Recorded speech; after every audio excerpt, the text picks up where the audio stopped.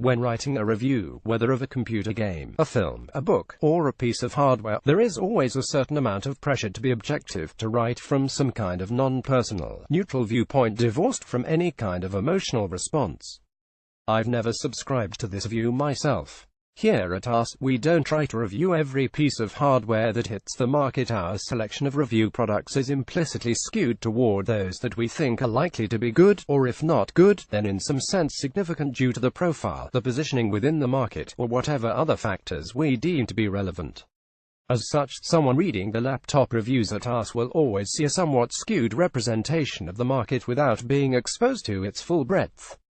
The same goes for laptop reviews virtually anywhere. Specs at a glance: Lenovo ThinkPad X1 Yoga 2017, 2nd Gen base, best as reviewed, screen 1920 x 1080x14157 ppi IPS, 10-point capacitive touchscreen 2560 x 144014 ppi OLED, 10-point capacitive touchscreen 1920 x 1080x14157 ppi IPS, 10-point capacitive touchscreen OS Windows 10 CPU Intel 7th generation Core i5-7200U Intel 7th generation Core i7-7600U Intel 7th generation Core i5-7200U RAM 8GB 16GB 8GB GPU Intel HD graphics 620 SSD 256GB NVMe 1TB NVMe 256GB NVMe networking Intel wireless AC 8265 802.11 ACABGN with 2x2 MIMO antennas, Bluetooth 4.1 ports, 2 Thunderbolt 3 USB Type-X 3 USB 3.1 Generation 1 micro SD, Mini Ethernet HDMI cameras, 720p video size 13.1 x 9.0 x 0.67 333 x 229 x 17.1 mmTD greater than 13.1 x 9.0 x 0.69 333 x 229 x 17.4 mm 13.1 x 9.0 x 0.67 333 x 229 x 17.1 mmTD greater than weight 3.13 pounds 1.42 kilograms 2.99 pounds 1.36 kilograms 3.13 pounds 1.42 kilograms battery 56 watt-hours warranty 1 year price $1,869 $2,854 $1,869 The truth is that for most reviews, especially when we look beyond the level of individual components, subjective considerations are equally, if not more important than objective ones like benchmarks, cores or SSD storage space. Consider, for example, the keyboard on a laptop. We all have different preferences for keyboards, both in terms of layout and in terms of feel. On my desktop PC, for example, I have a DAS keyboard with Cherry MX brown switches as a trade-off between tactile feel and sound. Other people prefer the clicky Cherry MX blue switches. Some prefer laptop-style scissor switches. Personal preference dominates on this particular detail. And it's important, especially on a laptop, because a keyboard is often not interchangeable. I would gladly take a laptop that was objectively worse, slower, lower battery life than one that was objectively better, faster, longer battery life if the first laptop had a keyboard that was crisp and well laid out and the second had a keyboard that felt spongy with a poor layout. Something like 20% worse performance, say, may make itself felt some of the time, but a bad keyboard will be frustrating every single time I use the device. Subjective experience matters. I'm a ThinkPad fanboy until the day I die. All this brings me to the second generation Lenovo ThinkPad X1 Yoga. My first ever laptop was a ThinkPad back in the IBM days, an A30P. It was a large, high-end, heavy machine that ran hot and didn't have much in the way of battery life, but in those days, what did? In spite of this, it ruined me for other laptops. I fell in love with the track point, the little red nipple between the G and H keys that served as its pointing device. Touchpads are much better than they used to be, and some these days are even quite good. But for me, they will always be inferior to the IBM and Lenovo track points. I know, though, I do not fully understand that some people find the track point awkward to use. There is certainly a modest learning curve as one familiarizes oneself with the sensitivity and acceleration curve of the track point. They're delicate devices, and ham-fisted brute force is not rewarded. But once a little time investment has been made, the track point stands head and shoulders above any touchpad. The precision and fine control it offers is far beyond any touchpad, making things like precise text selection and even image editing comfortable and easy. The use of discrete buttons also means that traditional mouse operations, such as drag and drop and right-clicking, do not require any new conventions of learning. Give me a laptop with a good keyboard and a great track point and I'm probably going to love it, and that's precisely the case with the X1 Yoga. The ThinkPad heritage is loud and clear with this machine, and it fills me with joy to use it. Enlarged track point, touchpad, and a fingerprint reader and a good if quirky keyboard layout. If you're weird and hate the track point, the touchpad is good too. It's a little smaller than it might otherwise be, due to the hardware track point buttons, but it feels good and supports the precision touchpad spec, so it offers all the Windows 10 gestures. I'd be happy to use it if there wasn't a track point. Likewise, the X1 Yoga has a fabulous keyboard. And it's a keyboard that lets you know it's a ThinkPad keyboard, right down to features that I know will annoy people. The FN and control keys are backwards, though, as has long been the case. You can swap them around in the system firmware, and if you end up pressing too many keys at the same time, the machine beeps at you in annoyance. The key action is positive and crisp, it's comfortable, and it's a keyboard that I can easily put thousands upon thousands of words into. A highly competent ultrabook. I know I'm biased about the track point and keyboard, and it's possible that my love for the track point and keyboard have blinded me to the machine's flaws. But I don't think the X1 Yoga really has any flaws. A few areas that may have scope for improvement, perhaps, but flaws not really. My intense personal biases aside, the X1 Yoga is still a great machine. X1 means it's a premium ultrabook type system. It's about £3 a hair under for OLED, a little over for LCD, with 7th generation Intel Core processors, which means dual-core Kaby Lake designs. As a ThinkPad it is, of course, available in black, and black is always in style, but it's also available with a grey-silver option, which my review system used. I think it'd go for black just for the sake of tradition, but the silver doesn't look bad. Even at about £3, the X1 Yoga packs in a 14-inch screen. The review unit had a 1920x108027 ONET screen. I would have liked a little more brightness, but it looks decent.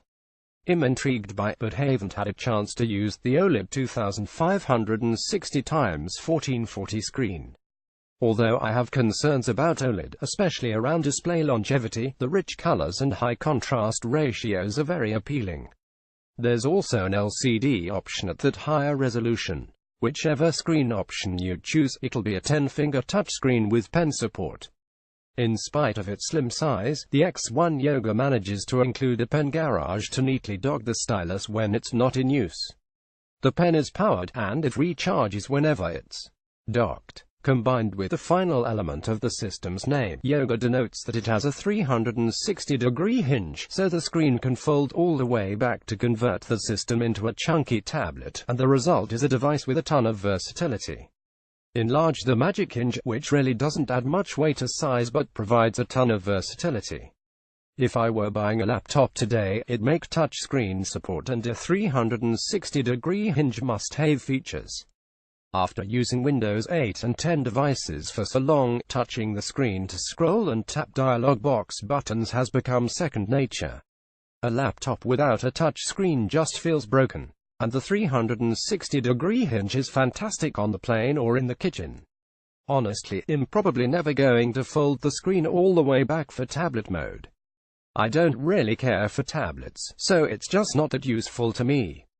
But tent mode, where the system is bent into an inverted V, is great for watching movies on the plane or following recipes in the kitchen. On the plane, it greatly reduces the footprint of the machine, invaluable for watching movies in cattle class where I normally find myself sitting, and in the kitchen it not only shrinks the footprint, it also makes the keyboard a much less inviting target for accidental spills.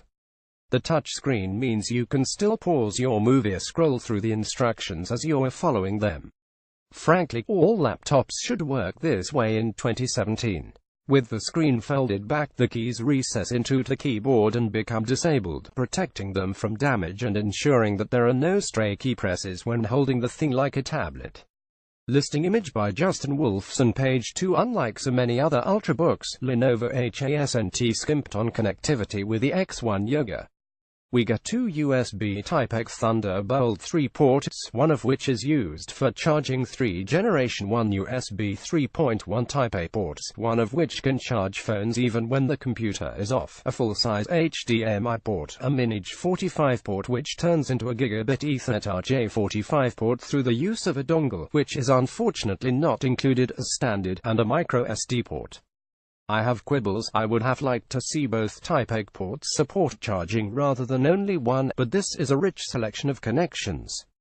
The abundance of traditional Type-A ports means that the extensive legacy of USB devices remains fully supported, but the pair of Thunderbolt 3 ports means that the machine is also forward-looking and able to play in a world of external GPUs and other exotica. Update. It turns out that both Type-A ports do appear to support charging, even though only one is labeled with a plug icon. The unlabeled port powers the machine without difficulty. I don't know why Lenovo has labeled them so unclearly. Enlarge the Thunderbolt 3 ports and a couple of USB Type-A ports. You can indeed offer both on the same system. Lenovo hasn't stopped there as an option. You can also have integrated LTE support, though this precludes the use of the OLED screen. No room for the antennas, I guess, in the OLED version. When the Yoga was first announced, Lenovo also said that it would support 60 GHz WiGig. With Intel announcing that it was going to cease developing WiGig products for laptops, focusing instead on using the technology for VR, I suspect that's not going to happen. But nonetheless, it shows a sense in which Lenovo wants to push technology and embrace the future. Compared to Microsoft's Surface laptop, the difference in ports is striking. The Surface laptop has a mini DisplayPort, a single Generation 1 USB 3.1 Type-A port, and the proprietary Surface Connect port. Where the Surface looks only to the past, the X1 Yoga embraces the future.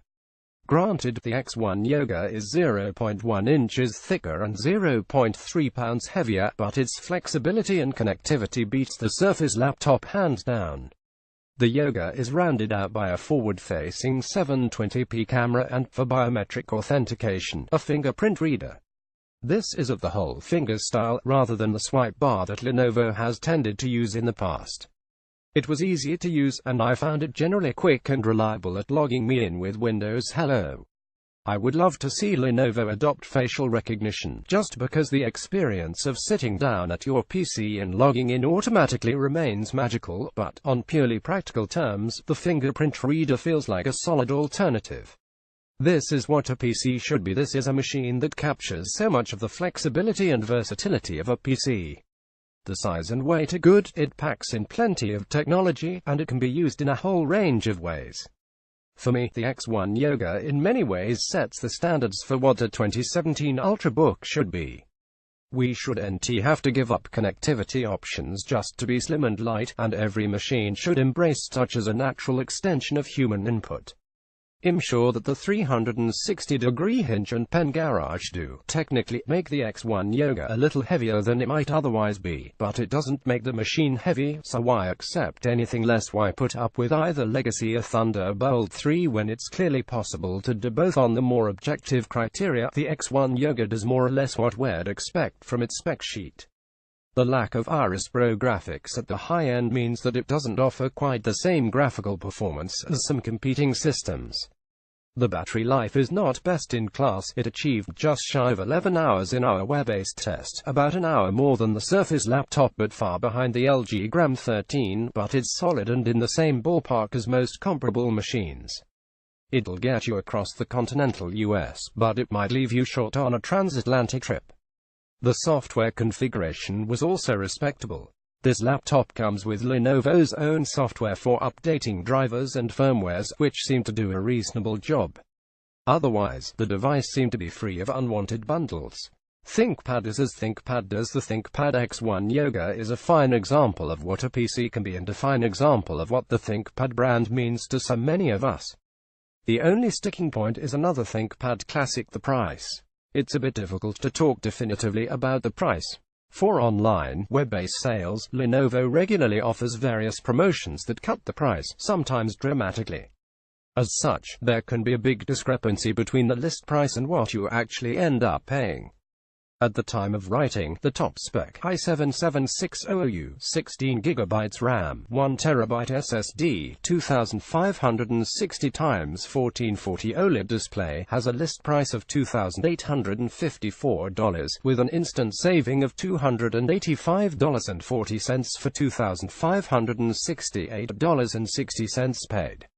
The base spec i7-7200U, 8GB RAM, 256GB SSD, 1920x1080 LCD, has a list price of $1,899, with a discount of $189.90 for a total of $1,709.10.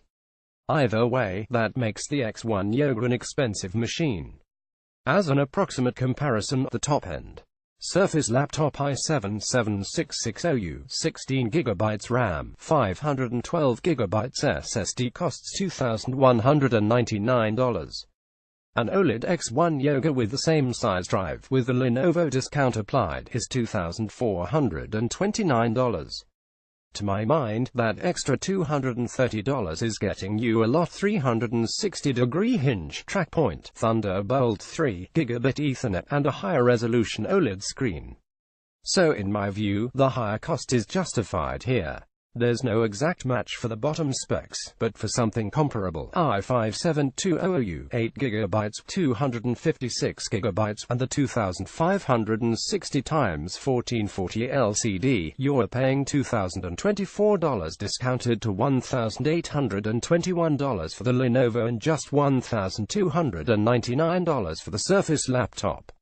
This price discrepancy is a lot harder to stomach. Give it another few days, though, and the pricing gap could close up. Or, alternatively, it could widen further. It has long been a source of some frustration that Lenovo plays these games with its pricing, as it makes it very hard to know when to pull the trigger. But in a vacuum, the second-generation Lenovo ThinkPad X1 Yoga is the best laptop I've ever used. It respects my 15-year ThinkPad love affair, while still feeling like a thoroughly modern, up-to-date system, and it's one that I greatly enjoyed using. On a good day, the price can be respectable, albeit unambiguously high-end.